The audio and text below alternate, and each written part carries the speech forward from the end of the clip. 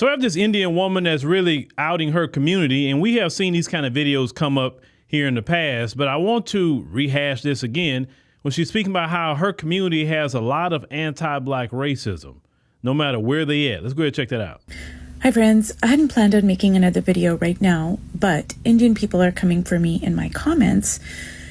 And, so I know I'm on the right track with what I'm saying. But what I want to talk about in this specific video is Indian people and anti-Black racism specifically.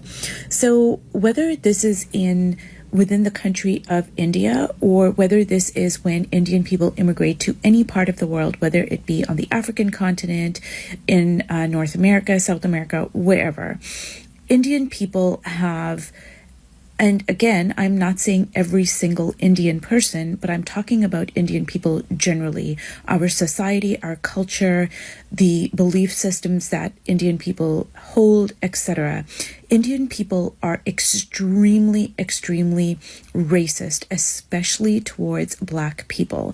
And if you take a Black person who has been around Indian people for any period of time, Black people pick up on this. It's something that is, this is not a secret. Whether you're talking to, say African students who study in India, which there are African students who are there, or whether you're talking about, say, Kenyans. There's a large population of Kenya that are Indian people that have immigrated to that country, or South Africa, or Canada, or, the United States, whatever. But Black people pick up on Indian people's racism because it is quite apparent. It's something that that is there. It's obvious. Now, she said not all. Now, of course, it's never all of any group of people when it comes to doing things wrong. But I have had reports, some people who are subscribers, or even people that I know personally that live in other countries, and they have dealt with anti-Black racism. For instance, one sister that told me that she was a flight attendant for one of the major airlines. I'm not going to say which one. And this one East Indian ended up calling her, the N-word. And she said she's never been called that word in her life, not even by a white person. But this East Indian was calling her that word repeatedly at her job. Of course, he got removed and all of that, but that's how some of them get down. Some of them come in our communities and they set up these shops and stores, and then they allow criminality to be happening and all kind of dirt going on at their stores in our community, right? That's why I'm not really too keen about foreigners coming in our communities, because if you notice, them foreigners don't go in the white people community like that and doing dirt. If they are in the white people community, you better believe they are the most noble, and they not commit no crimes.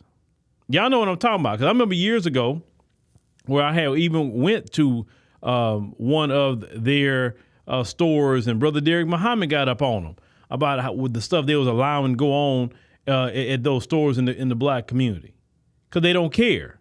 They're like, look, as long as they can get their money, whatever it may be, it is what it is. I've talked to brothers and sisters in South Africa where they were saying that how, some of the East Indians feel the same way about them.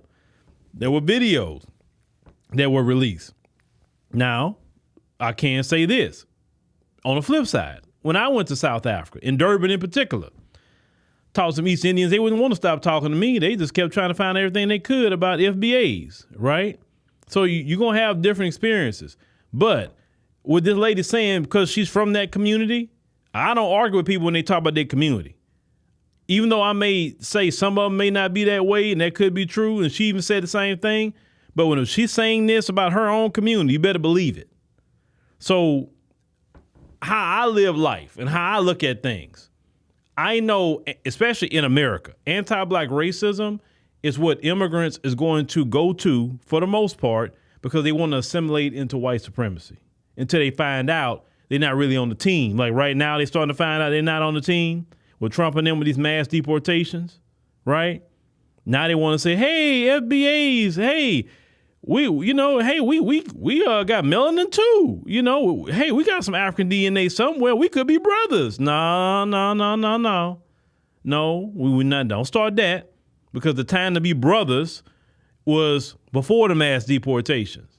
You understand? Listen, I don't want to ally with none of them, because you wouldn't want to ally with me before Trump and them started what they were doing.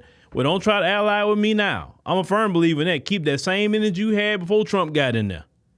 That's why I like Trump being in office, because he exposing a lot of these people.